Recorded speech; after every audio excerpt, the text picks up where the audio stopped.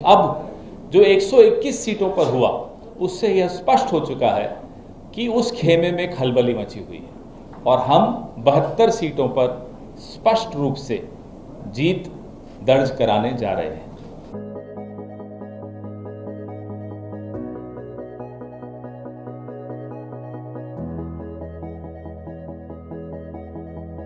प्रेक्षकांचं पुन्हा एकदा स्वागत। बिहार विधानसभा निवडणुकीत पहिल्या फेरीच्या मतदानामध्ये काल ऐतिहासिक असं मतदान झालं की बिहारच्या गेल्या 75-70 वर्षामध्ये एवढ्या प्रमाणात मतदान झालं नाही, एवढं मतदान काल बिहारमध्ये झालं। याची आकडेवारी निवडणूक आयोगाने जी दिली होती ती 64.66 एवढी दिली होती आणि या आकडेवारीला म्हणजे 60% वर बिहारमध्ये जे मतदान झालं ते यापूर्वी 3 वेळा म्हणजे 90, 95 आणि 2000 अर्थात ते पूर्ण बिहारचं हे पहिल्या फेजचं 65% जे ऐतिहासिक मतदान आहे। अर्थात कुठल्याही फेजमध्ये 65% मतदान हे ऐतिहासिक आहे।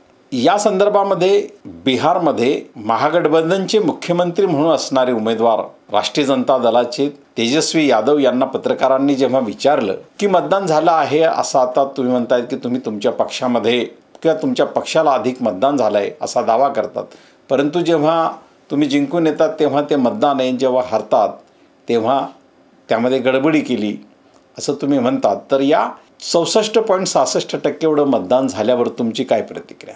तेजस्वी यादवने त्या संदर्भात अतिशय महत्त्वाची आणि तितकीच संयमित अशी प्रतिक्रिया दिली की बऱ्याच वेळा आपल्याला दिसतं तसं घडून येत नाही। परिस्थितीमध्ये काही घटना अशा असतात की त्या प्रत्यक्ष दिसत असलेल्या परिस्थितीला बदलून टाकतात। हे त्यांचं एक सूचक वक्तव्य होतं। यानंतर काँग्रेसचे प्रवक्ते पवन खेड़ा यांनी देखील पत्रकार परिषद घेतली आणि काल बिहारमध्ये जे मतदान झालं त्या मतदानाच्या संदर्भातली त्यांनी जी माहिती घेतली त्या अनुषंगानं बिहारमध्ये झालेल्या एकूण मतदानामध्ये आणि काल ज्या 121 जागांसाठी मतदान झालं त्यापैकी 72 ते 73 जागा या महागठबंधनला मिळत आहेत असं पवन खेड़ा यांनी विधान केलेलं आहे। या दोन गोष्टी जर आपण पाहिल्या तर एकूण मतदानाची टक्केवारी आणि मतदानाचे निकाल काय येणार या संदर्भातली संभाव्यता या नेत्यांनी व्यक्त केली। पण आता बिहार निवडणूक आयोगाचे आयुक्त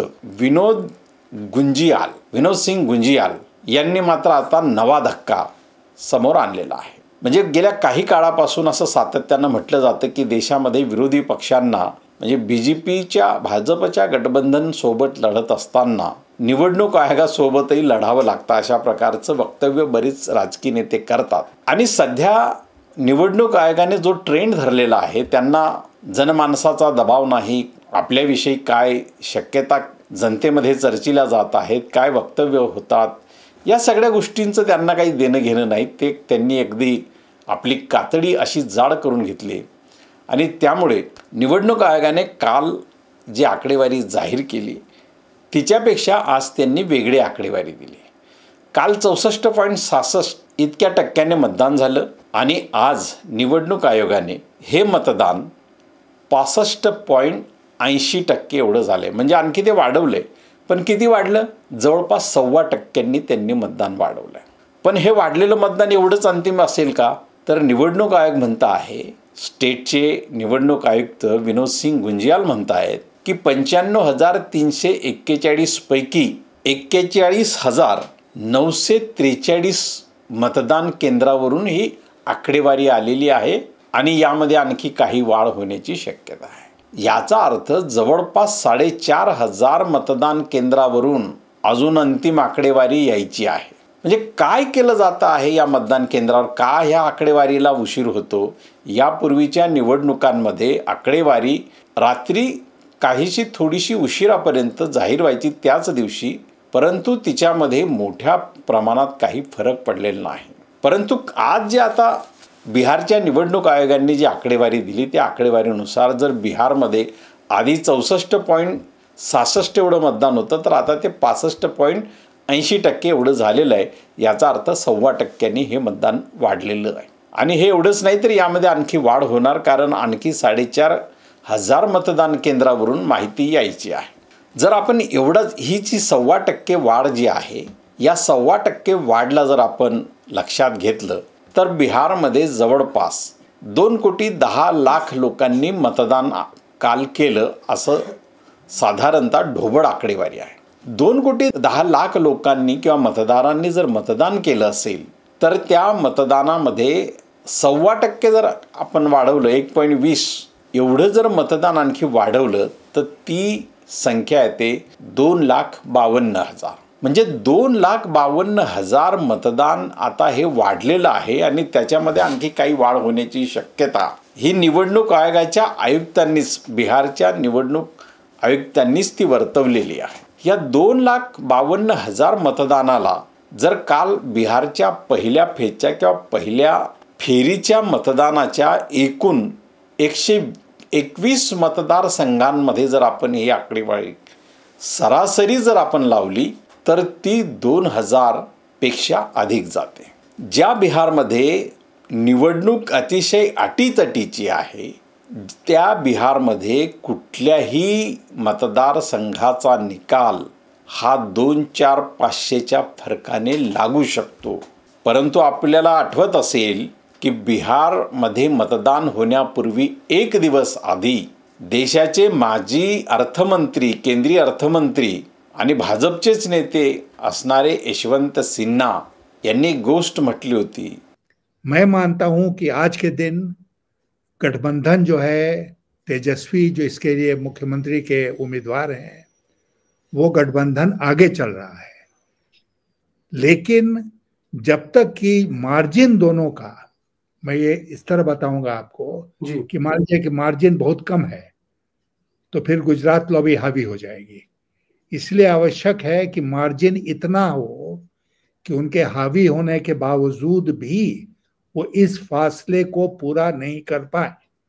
और ये तभी संभव होगा जबकि बिहार की जो जनता है और जो गुजरात लॉबी का समर्थन, बीजेपी का समर्थन नहीं करना चाहती है, वो बड़ी संख्या में निकले और अपने वोट का प्रयोग करें.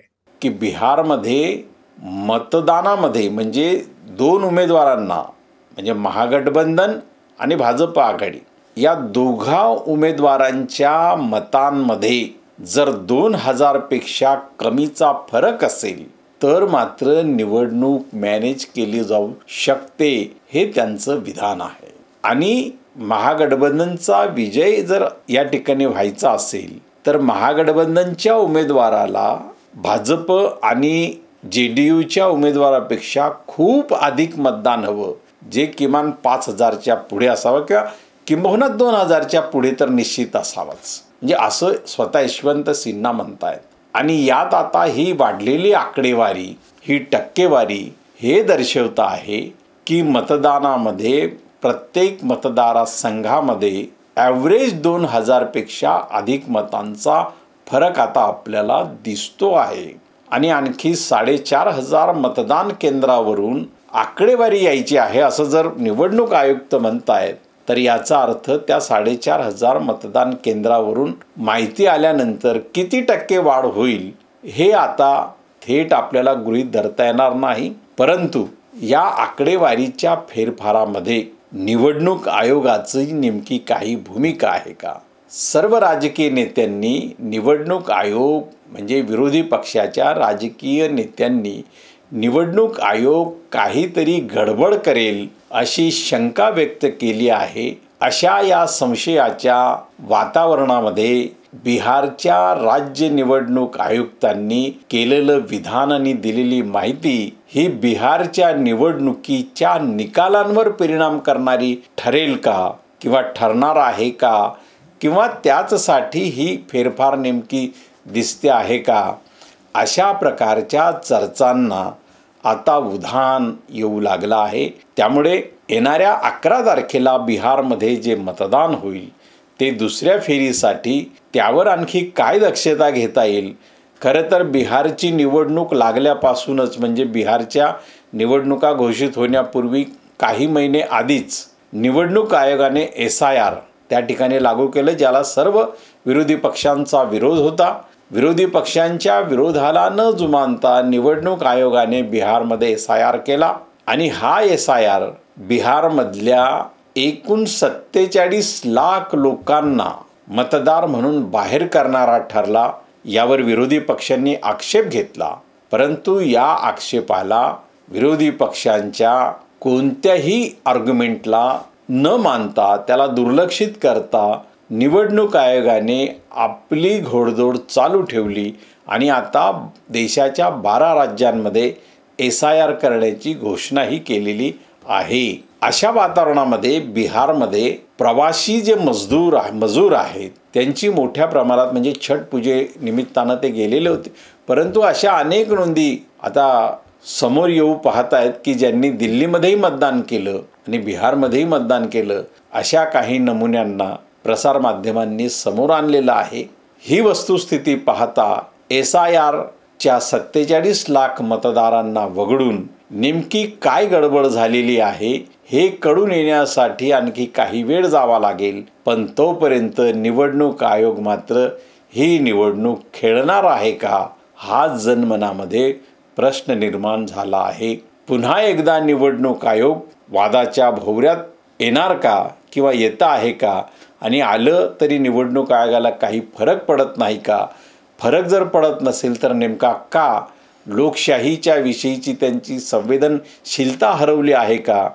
आणि संविधानाने दिलेला स्वायत्त दर्जा हा जनतेच्या अधिकारापेक्षा त्यांना मोठा आहे का, किंवा जनतेच्या स्वातंत्र्यापेक्षा अधिक मोठा आहे का, हा प्रश्न या निमित्ताने निर्माण होतो आहे. बघूया निवडणूक आयोग आणखी त्या उर्वरित 4,500 मतदान केंद्राची माहिती आल्यानंतर पुन्हा मतदानाची टक्केवारी वाढवते का, आणि 122 जागांसाठी जे मतदान आता बिहारमध्ये 11 तारखेला होणार आहे ते मतदान किती टक्के होतं आणि त्यानंतर निवडणूक आयोग किती टक्के सांगतं याची प्रतीक्षा असेल. आणि 14 नोव्हेंबरला मात्र याचे निकाल बाहेर येतील. या सगळ्या प्रकारामागे विरोधी पक्षांनाही सजग राहावं लागेल आणि स्वतः भारतीय जनता पक्षानेही आणि त्यांच्या मित्रपक्षांनी निवडणुका तटस्थपणे लढण्याच्या दृष्टीने अधिक सक्रिय झालं पाहिजे, जेणेकरून निवडणूक आयोगाचा वाढता हस्तक्षेप थांबायला हवा, हीच मतदारांची खरी अपेक्षा आहे. धन्यवाद. हा व्हिडिओ आपल्याला आवडला तर लाईक करा, शेअर करा आणि आमचं चॅनल सबस्क्राईब देखील करा. धन्यवाद.